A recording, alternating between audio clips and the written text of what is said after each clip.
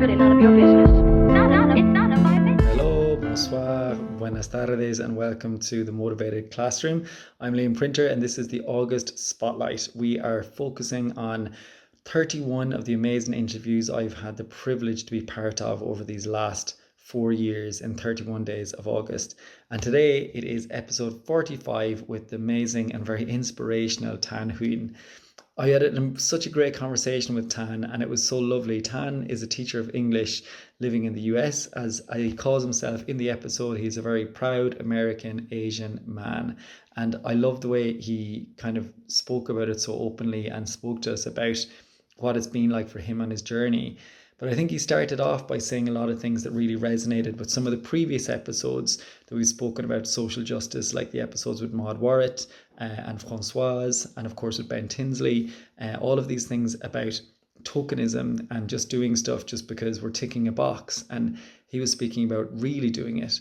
But first, the thing that I liked was he spoke about communicating being the key language. So he says, Dr. Ophelia Garcia really helped me to understand the concept of translanguaging. Of course, going back to Sukaina's episode, to the episode with Eowyn, where the importance of leveraging all of our students' linguistic identities is so important. When I talked to Ophelia Garcia, I realized that there was only one language, and that language is communication. We can use multiple languages to be understood and multiple languages to understand. The term multilingualism or multilingual, this is the understanding that you're okay with the language you come to school with and you're not going to try and erase it. We're not going to use education as a way to colonize your culture.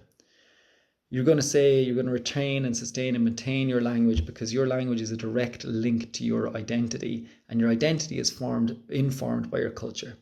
So to say we don't want you to speak your home language at an English-speaking school basically says we don't recognize you or your culture, we don't value it in this institution. And with valuing multilingualism, we have a more expansive, compassionate, fuller view of what humans are capable of.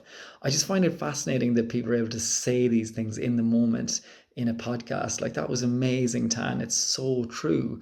Not allowing students to use and leverage their home language to hook on to the other learning that they're doing is essentially asking them to leave their culture, their identity, their language at the door, which is obviously a horrendous thing to do. And so in terms of translanguaging, he says things like, when we translate to the language of the school, we lose things that are lost in translation, but we also lose time. So now if instead we can say, use your home language, we don't have to go through that third language as an mediator. We can just go to the first. And he's really talking here about kids who, you're in a school where everyone speaks English, but maybe at home and your strongest language is Korean or Swedish or Swahili, whatever, and you're having to kind of go from you're getting the Spanish input, but then it's been translated to English, and now you're trying to put that back into Korean, and it's so difficult. So the kid would brainstorm in Korean, then we would write in Korean using that mind map, drawing out their ideas, labeling the ideas in Korean, but then getting the Spanish to support that mind map or their drawing. So now they're able to produce the Spanish that's required, but it's been mediated and bridged by the Korean. And that's really important.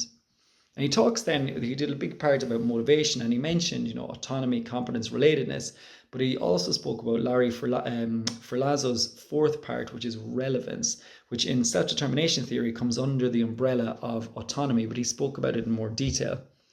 So he's saying, about these four things, autonomy is basically student choice, when they have the ability to choose how to engage and to produce, and the process and the engagement.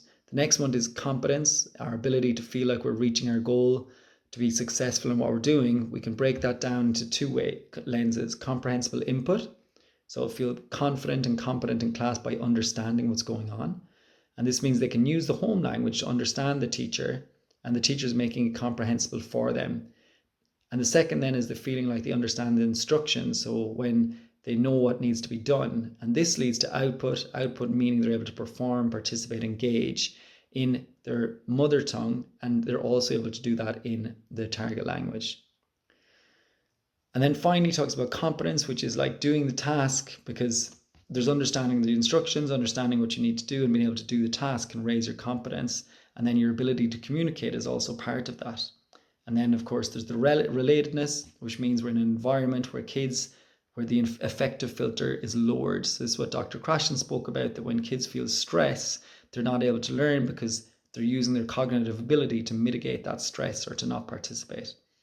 So relatedness in this concept of learning a new language is just basically not putting kids on the spot. And he does this lovely thing of saying, if you really want to turn a teen off learning, it's, making them lose face in front of their peers. And then finally he spoke about relevance, meaning the ability to connect the content or the learning to what we've experienced in our lives. That's centering them in their lives and their experiences, and connecting that is the relevance piece. When there's more relevance, kids feel more connected to school, and therefore this competence meanings they get, and then therefore they get competence because the experience comes from them, which I really, really like. And then we went on to speak a bit about, identity and Tan as a gay teacher. And he said, I'm a proud gay Asian American teacher. That's one of the identities I have, and I have multiple. And then he talked about that thing like Ben mentioned, and also Maud mentioned about this, Black History Month or Asian American Month, or there's all these different months. And he was saying, there's Latin American Month or Latinx Month or African American Month or whatever. There seems to be a month for everything. But why not integrate it throughout the year? Why not be authentic and real? For example, in one unit we talked about human rights, and I shared the experience of human rights through the LGBT lens. As a gay American or a gay person, I use that experience of saying, like, I grew up thinking I could never marry someone. I grew up as a kid thinking I had to hide the fact that I was gay. When I wanted to go to prom, I decided not to go to prom because at the time the school was not happy at the idea of me bringing a boy. And I shared this with my 8th graders. And normally they don't listen too much, but when I shared that experience, they all stopped. They listened. They were like, wow, he's sharing a bit about him, about himself with us.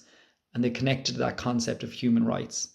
But he was like, that was in August or September. So if I just waited for Pride Month in June, it would feel really forced to do all that in June. What he's trying to say is we want to be inclusive of all cultures, religions, faith, ways of being throughout the year. But we have to integrate it in our own experience, in our own structure. And just like La Maestra Loca said, authenticity, just being really you. So the kids feel like it's not just for some month. And he had this lovely way of saying it at the end. He said, I told you I'm proud all the time, not just in June. It's not like if we have a month and it's like Asian American Month and we're talking about Asians in that month. Asians are Asians 24/7. And I love the way he said that. It's not like we're not just Asian for a month. We're always Asian. I'm always proud to be gay. And then finally, that representation piece says we have to find representation. This is what Maud was talking about. That is inclusive of not just white, heteronormative. We have to find representation that is not just Europeans that are presented to our culture. But we have to go and find a Spaniard, for example, in your class, not just the typical fair-skinned European, because now it's so diverse. There are many different Spaniards, and that diversity is also really important. And I really like that idea of representation, and as Ben talked about, windows and mirrors. So thank you, Tan. I loved our episode. I love what you do. Keep it up, and you are a fantastic educator and inspiration to many of us.